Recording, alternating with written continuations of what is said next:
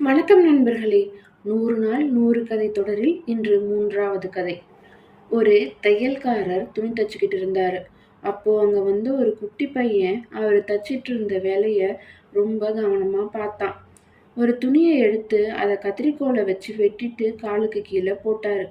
அப்புறம் தன்னோட தலையில உள்ள தொப்பியில இருந்து ஒரு ஊசியை எடுத்து அந்த ஊசியில நூலை கோத்து அந்த துணியில ஒரு அழகான எம்ப்ராய்டரி வேலையை செஞ்சு முடிச்சுட்டு அந்த ஊசியை திரும்ப தன்னோட தொப்பியில பத்திரமா குத்தி வச்சுக்கிட்டாரு. இதை அந்த குட்டி பையன் பார்த்துக்கிட்டே இருந்தான். ஏன் ஐயா, அந்த கத்திரிக்கோள் ரொம்ப விலை ஜாஸ்தி, அதை தேவைக்கு பயன்படுத்திட்டு காலுக்கு கீழே போட்டுட்டீங்க. ஆனா அந்த ஊசி ரொம்ப ரொம்ப விலை கம்மி, அதை போய் இவ்வளவு பத்திரமா தலைக்கு மேலே உள்ள தொப்பில குத்தி வச்சுக்கிறீங்களே அப்படின்னு கேட்டான்.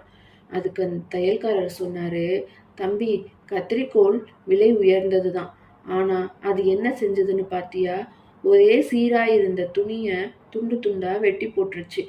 ஆனா இந்த விலை கம்மியான ஊசி அந்த துணியில ஒரு அழகான பூ உருவாக காரணமா இருந்தது.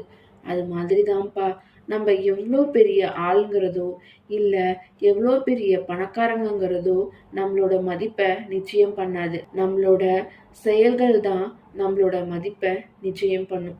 நல்லதையே செய்வோம், நல்லவர்களா வாழ்வோம்.